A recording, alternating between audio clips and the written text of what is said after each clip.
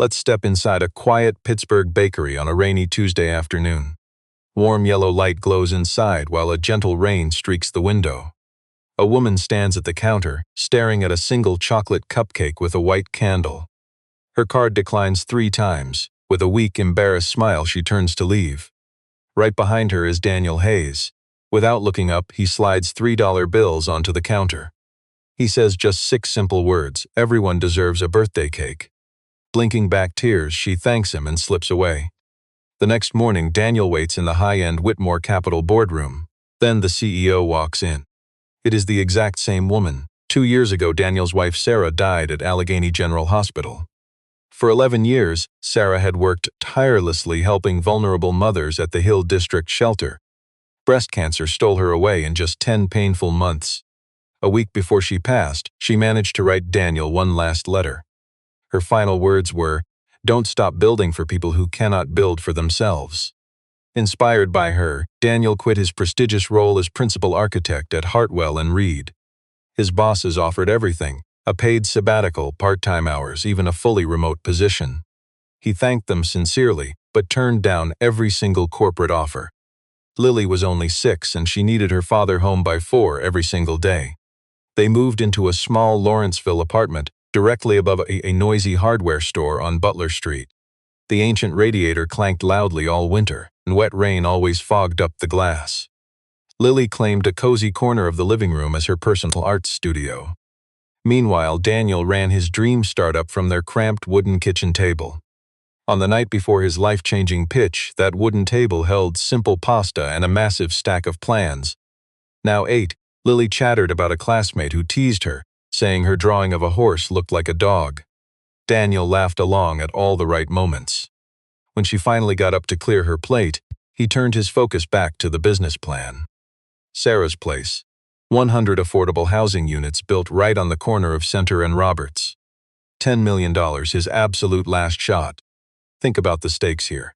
If the investors said no, his childhood home, the house his mother left him back in 1978, would go up for sale in January. On Wednesday morning, he made his routine stop at the local Smallman Street bakery. He had come here every week since Sarah passed, ever since Mike poured him a free coffee without asking any questions. This morning, he just wanted a quick treat to surprise Lily in her lunchbox the next day. There was another customer at the register. He only saw her from the side. He barely paid attention as her card was swiped, then declined and declined again. On the 3rd try, the register made that familiar, disappointing rejection beep. Embarrassed, she muttered something to the clerk and began pushing the cupcake back. Daniel did not even hesitate. He tossed $3 onto the counter, saying the words he would offer to any stranger in need. "Everyone deserves a birthday cake." He spoke the words without even glancing at her face. He had a major presentation to catch. She whispered a shaky thank you as he turned away. He nodded to the owner, took the cupcake for his daughter, and walked out into the downpour. Over at Whitmore Capital, the receptionist sent him directly up to the 14th floor. The modern lobby smelled of wealth and heavy decisions. Daniel waited quietly, his project files resting on his lap. Hidden safely inside his suit pocket was a tiny hand-drawn paper card Lily gave him that morning. It was just a drawing of 2 happy stick figures holding hands. "Good luck, Daddy," read the green-inked note in his pocket. Daniel gently touched it. The heavy doors opened. He stood up. Out stepped a tall, silver-haired executive with a fake corporate smile that never reached his cold eyes. Marcus Cole. Daniel knew the name, but right behind him stood the woman he helped at the bakery. She froze, just for a heartbeat, but she definitely recognized him. Daniel kept his cool while Marcus remained completely clueless. Marcus gestured to the farthest chair at the table. "Mr. Hayes, take a seat. You and I know how money builds walls." Inside, 12 empty chairs surrounded a massive walnut table. Daniel began pitching the startup design he had practiced for 30 straight days. He chose to leave his ego behind. 30 seconds on his firm, 3 minutes on the Hill District, and 2 on the community's loss, saving the rest for his architectural plans. He walked them through the clean apartment layouts, pointing out the bright windows and shared courtyard. A first-floor community space built to open up to the lively streets during warm summer months. He put numbers last, showing that human connection mattered more than profit. The returns were modest but solid, 8% over 15 years, backed by highly realistic construction costs. It was safer than municipal bonds. Meanwhile, Claire Whitmore sat quietly at the head of the table. Her hands remained folded tightly under the massive walnut table, completely hidden from view. Nobody else knew the truth. This man, pitching his heart out, had quietly paid for her bakery order last night. He never looked for any praise back then. And he certainly wasn't begging for favors now. Instead, he stayed focused on his slides, the older board members, and the rain falling outside the blinds. Let's watch how corporate power operates. Marcus opened the questioning with a series of hostile trap questions. Exactly how many major commercial projects had Daniel personally completed as the lead architect over the last 60 months? What was his small firm's actual bonding capacity? What if the city suddenly changed the zoning laws right in the middle of active construction? Every question was carefully designed to make his startup look completely weak. Daniel answered every curveball calmly, without ever raising his voice or flinching. He refused to exaggerate. Then the oldest investor in the room, Harold Pemberton, dropped his pen. "Hold on," Pemberton muttered. "Daniel Hayes." He stared right over his thick reading glasses. "Back at Hartwell and Reed, you designed Boston's Riverside Pavilion in 2017. And you won that massive award for the Roxbury Community Center the very next year." He paused. "I was on the jury that nearly handed you the top prize." The boardroom fell dead silent. Claire finally looked up. Marcus panicked for a brief second before forcing his face back into a calm, professional mask. He forced a laugh. "Mr. Hayes is just an independent contractor these days. We are focused on his current startup, not what he did at a huge firm 5 years ago." Daniel did not argue. He simply nodded politely. "That was a long time ago, sir. Thanks for remembering." In that exact moment, Claire realized 3 massive things. The humble man sitting in her boardroom was nothing like the failure Marcus had described.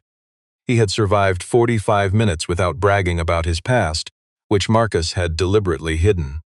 But she knew none of that truly mattered yet. The official investor pitch packets had gone out 5 days ago. Can a small kindness really change everything? You and I know money talks. Yet from her chair, Claire couldn't overturn their cold decision. She signed the devastating rejection letter the lawyer slid over, keeping her hands perfectly steady. Daniel politely thanked the wealthy board, packed his pitch, and walked within 2 feet of her. He paused just long enough to plant a tiny seed of kindness. "Happy birthday, ma'am." Without even meeting her eyes, he stepped out. The room emptied, but Claire remained frozen. After a long minute, she slowly opened the heavy folder containing his rejected pitch. Behind the final signature page lay something fragile and completely out of place, a folded card. Stick figures, "Good luck, Daddy," scribbled in green crayon. She stared at it for a long moment. Heavy rain battered his truck the entire drive back to Lawrenceville. Parking behind the local hardware store, he let the engine idle for 10 agonizing minutes. The bank had called twice during that ruthless board meeting. He ignored them both.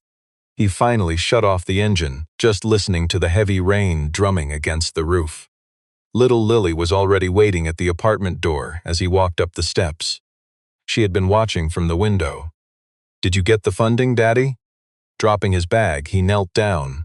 He had already rehearsed this heartbreak in the truck. But the rehearsal meant nothing now.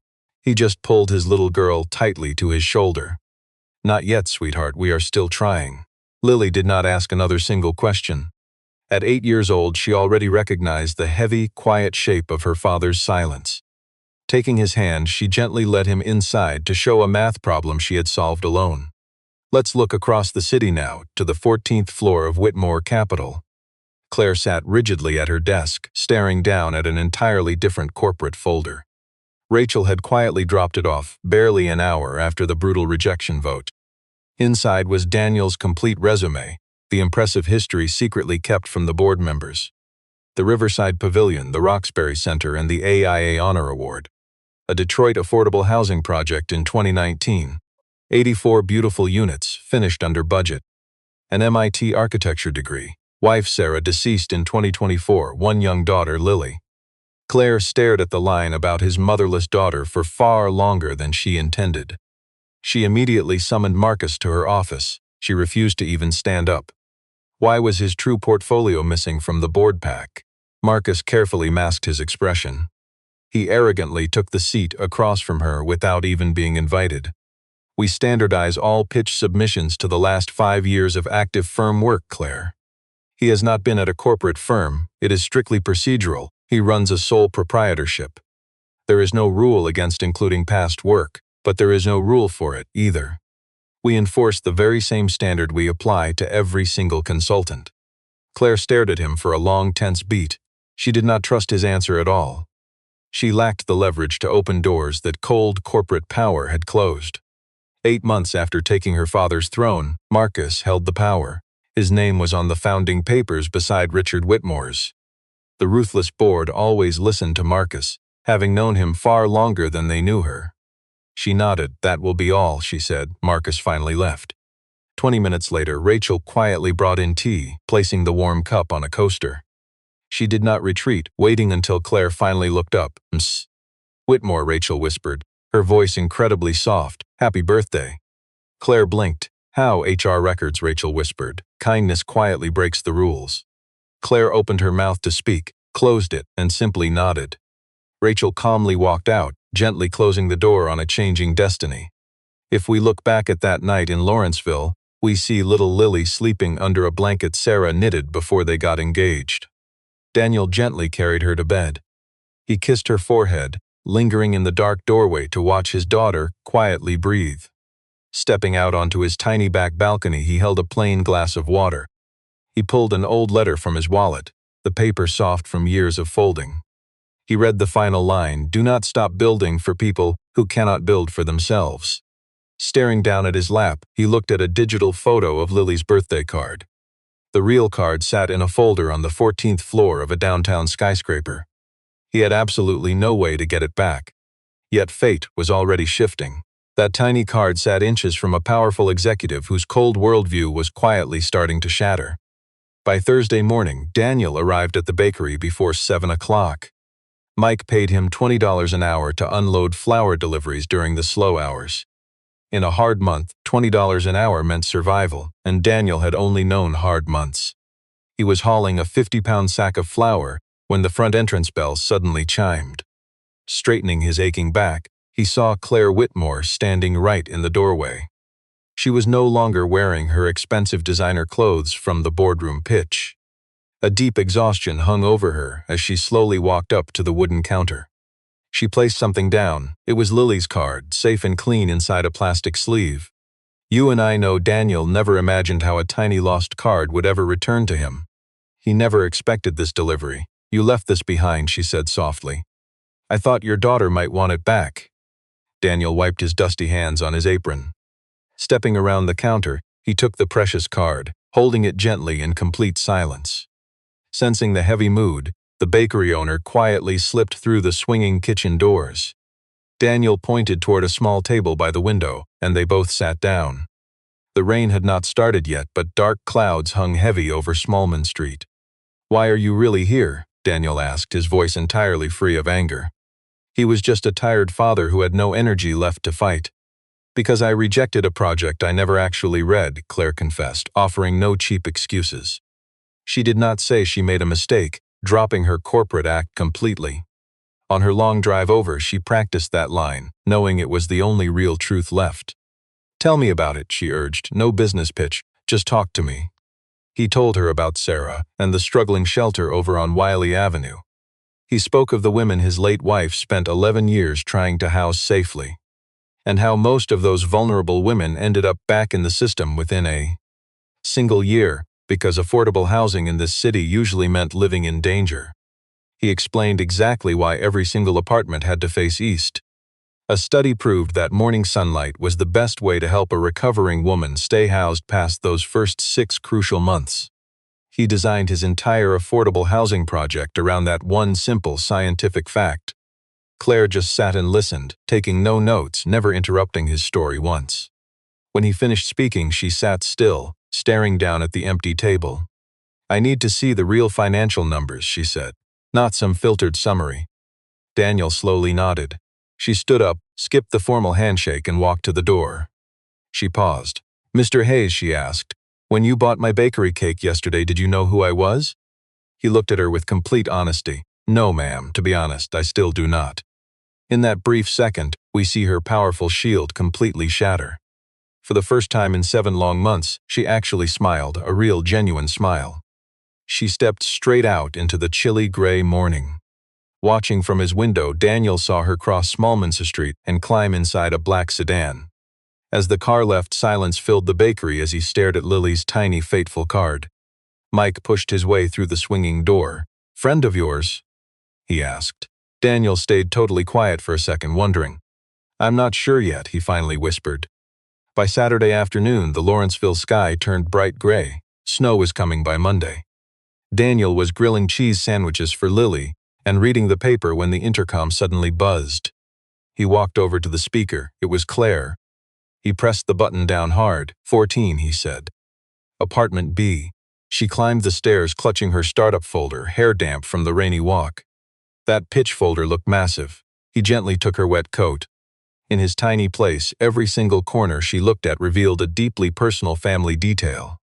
A framed photo of Sarah resting on the mantel. A long row of architecture books lined up against the wall. A wooden box holding Lily's colored pencils sat on the table. He cleared the table, watched closely now as they sat down, and she opened the folder. Page 1 showed the original financial model for Sarah's place. The margins were covered in her red handwritten notes.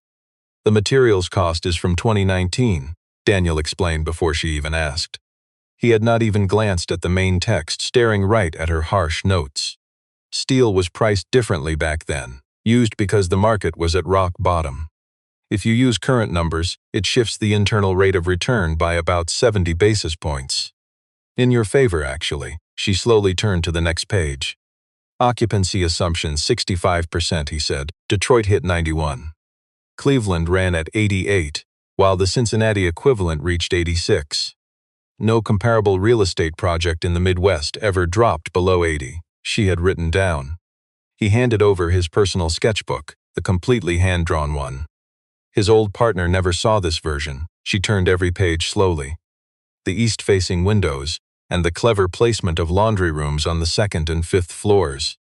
They worked beautifully as informal little gathering spaces. That big retaining wall out back doubled as bench seating for the kids' playground. They worked hard for 2 hours, no cheap flirting from him nor from her. 2 people navigating a business pitch together, just like 2 skilled surgeons reviewing a medical chart. Totally deliberate and impersonal, yet that coldness created its own strange kind of intimacy. The front door clicked open. Lily walked inside from art class, smelling of paint and rain. She froze upon seeing the strange woman sitting there. "Daddy, who is she?" Daniel gently looked up. "Her name is Claire," he said. "She's a friend." Lily quietly considered this. Then she walked right over and placed her brand new afternoon painting down in front of Claire. A little house with a heart-shaped window. "For you," Lily said, "because friends. You and I see the fate shifting." Claire stayed quiet, picked it up, and folded it gently. She gently tucked the paper into the inner pocket of her coat. Around 6 o'clock, the CEO's phone vibrated hard against the table. She just glanced. Her face stayed completely blank, but her shoulders tensed as she stood up. She slid into her coat, paused by the door, and simply said, "I'll see you Monday morning." Daniel didn't dare ask what that ominous warning actually said. He simply walked her quietly down the stairwell. As she drove off into the rainy night, he stood outside the hardware store, watching her red tail lights slowly vanish in the dark. "You and I know that warning text came directly from Rachel. Marcus is filing an emergency motion to remove you Monday. He has the votes lined up." The CEO hadn't shown any fear. Sunday morning arrived cold and bright, finding the bakery completely empty. Mike unlocked the doors at 7 a.m., typically seeing only a few folks before 9 o'clock. Daniel was nursing a warm coffee in the back when Rachel Bennett finally stepped inside.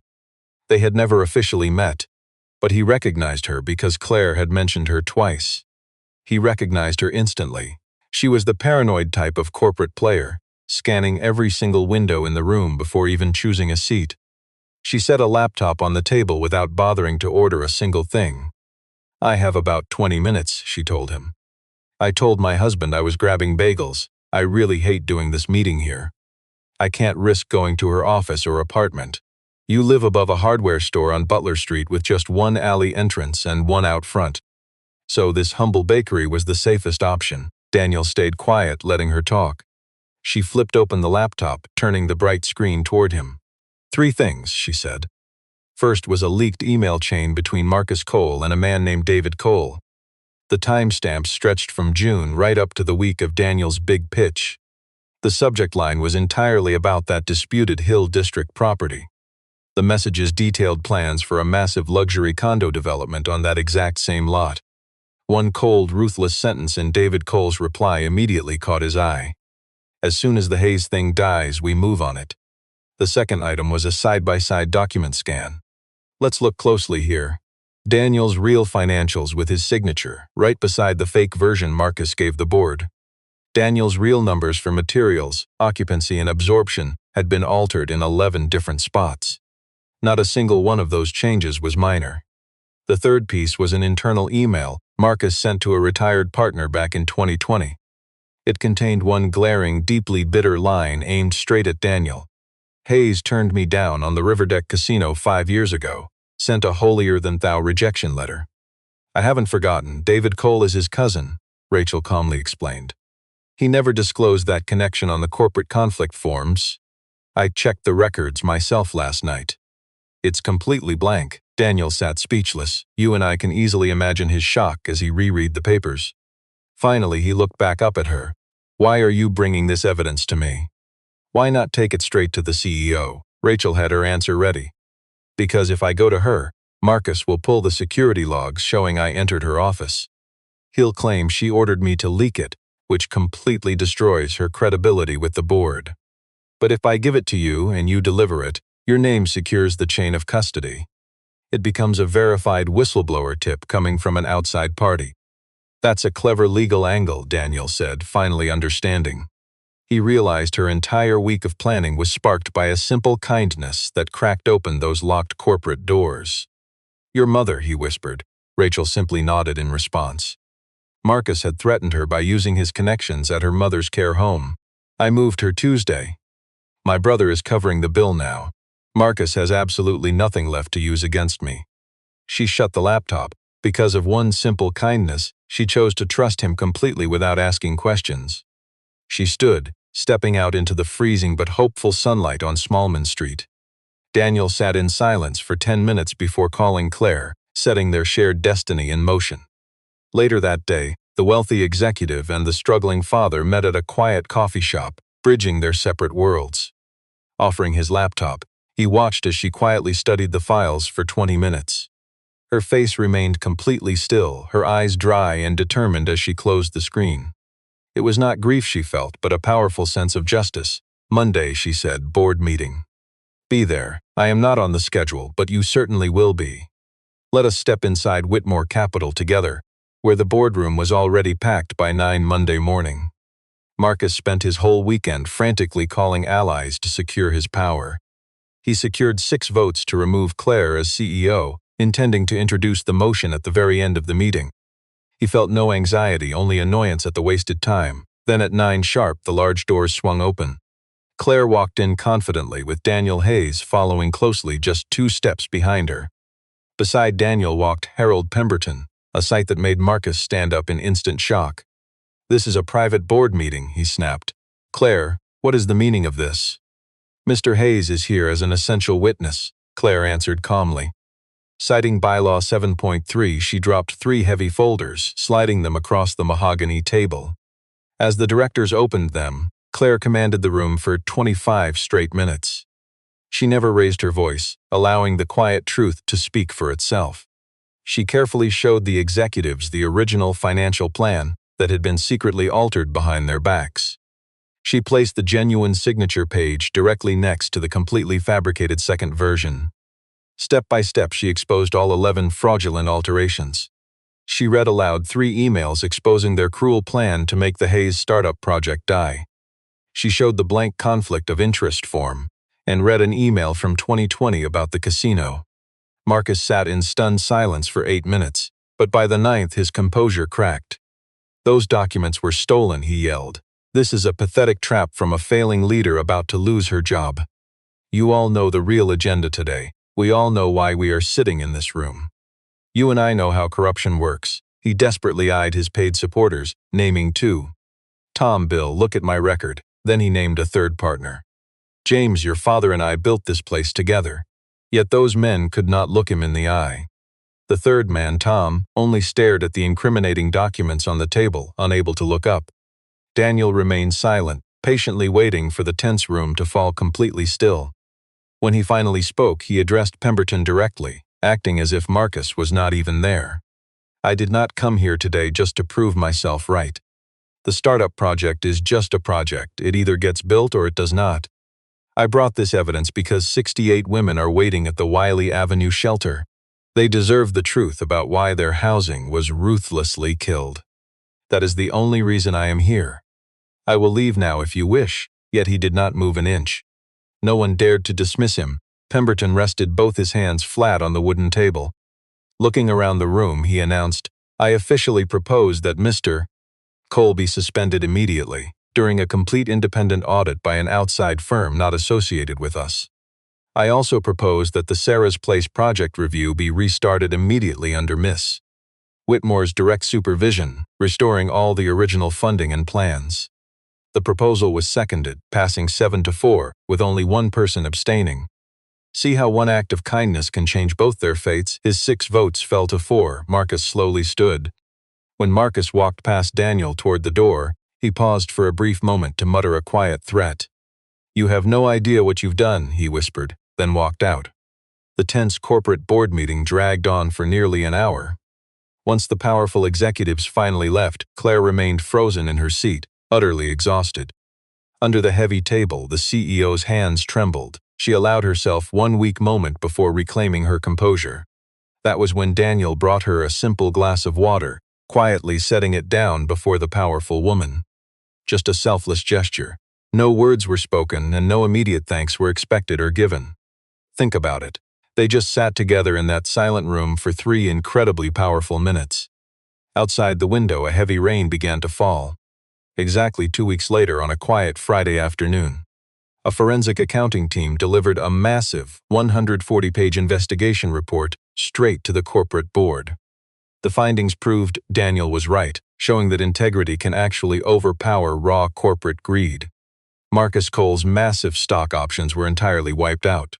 His multi-million-dollar exit package was frozen, pending a federal SEC investigation launched days earlier. That very afternoon, David Cole's firm quietly withdrew its predatory bid for the valuable Hill District property. This happened just 4 hours before the report went public. The community project, Sarah's Place, was officially approved by the board the following Monday for $10 million. With the truth finally restored and a 26-month construction timeline firmly set, Claire skipped the media spotlight, choosing to sign the final contracts in private, with only her assistant witnessing. The next day, Daniel sat across from her at that massive walnut desk on the 14th floor. He wasn't begging for work anymore. The desperate financial emergency had passed. Instead, he was reviewing a contract with incredibly generous business terms. Complete design freedom, 0 penalties, no fine print, and a massive upfront payment schedule. Because this CEO remembered what it's like to struggle, tailoring the contract to help a single father. She had personally protected him in writing. He signed his name and laid the pen down. Claire spoke quietly, her eyes still focused on the stack of files in front of her. "We have a principal architect position open right now," she murmured. "The pay is excellent, and the health care plan would cover your daughter completely. I want you to think about it." Daniel picked up the pen, twirling it slowly in his hand. He put it down. "Mrs. Whitmore." "Claire," she corrected, letting her name fill the quiet space. "I appreciate this immensely, but I walked away from corporate life to be home with her after school. I can't give that up right now, not yet." Claire just nodded. She didn't push him. Deep down, she knew he would choose his daughter. But extending the offer was her way of showing respect for the unspoken bond between them. Standing up, he grabbed his faded winter coat from the back of the leather chair. He walked to the exit, resting his fingers on the heavy brass handle. "The Sarah's Place groundbreaking is October 17th, she remarked, still looking at her desk. Without looking up, she added, I want Lily to dig the first shovel of dirt, if you'll let her. Daniel's hand froze on the door. He didn't even turn to face her. He knew exactly why she refused to make eye contact. She was giving him room to feel the emotion, protecting his dignity so he wouldn't have to hide it. She would love that, he whispered. He opened the door, stepped out, and closed it softly. We both know how pride works. Claire waited a full minute before she finally looked up. On her desk lay his old rejection file, proof that a small act of kindness can change everything. You and I know power is cold. She held on to it, not knowing why. She shoved the paper across her heavy desk, letting it drop into the trash.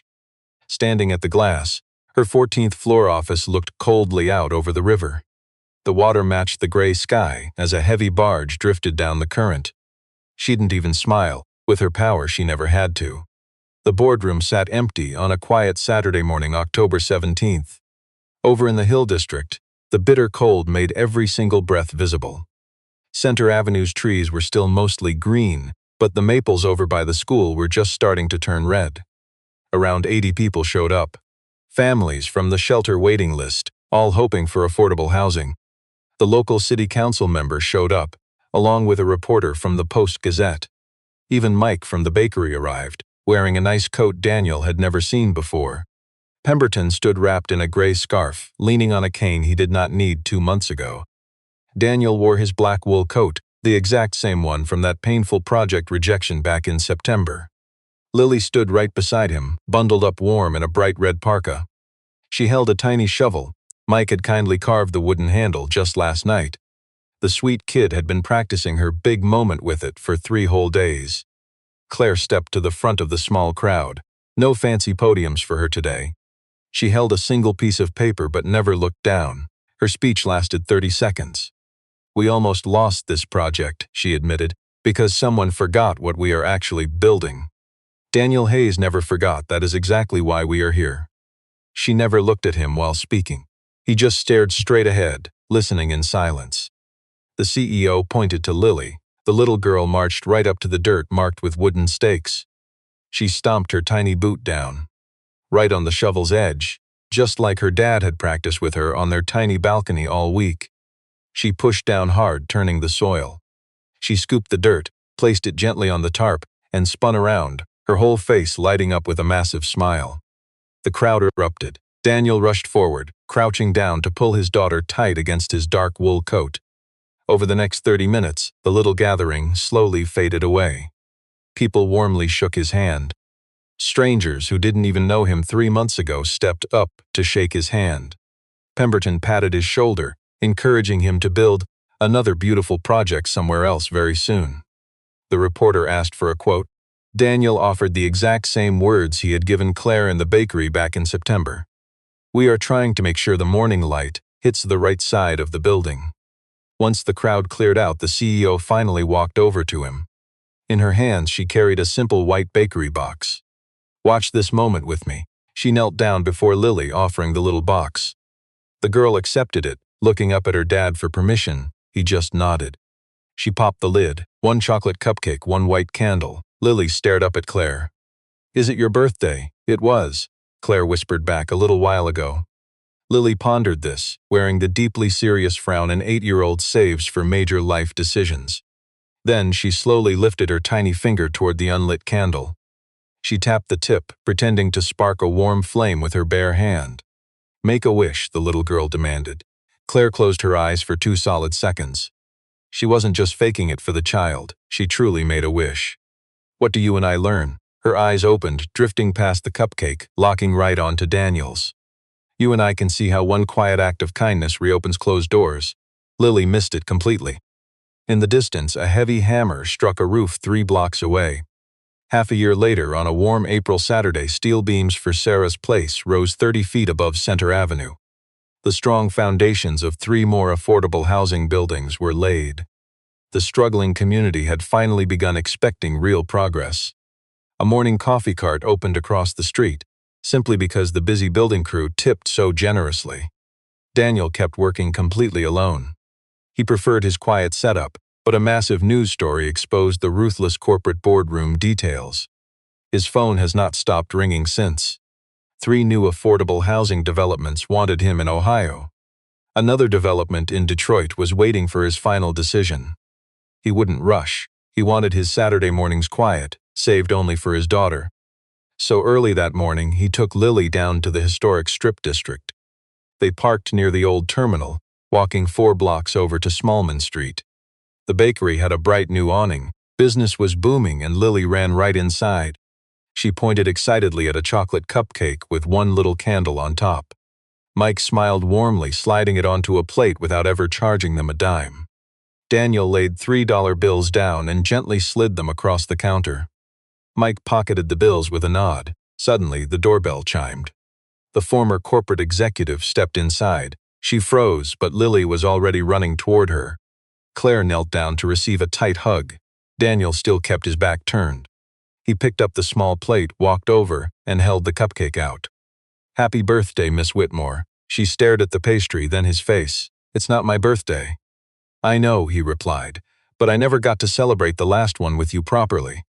She accepted the plate. Lily gently tugged her expensive sleeve. "Sit with us." They sat down at the window table, the exact same spot from last September. The spring rain felt light and warm, and the soft April daylight began to stretch longer. Hardly a word was spoken. Lily ate half her cupcake while Daniel sipped his black coffee. Claire stared outside at the busy corner of Smallman and 21st, her quiet mind drifting as the wet asphalt mirrored the gray sky. She placed her hand on the tabletop, and Daniel's was already waiting there. Wealth meant nothing here.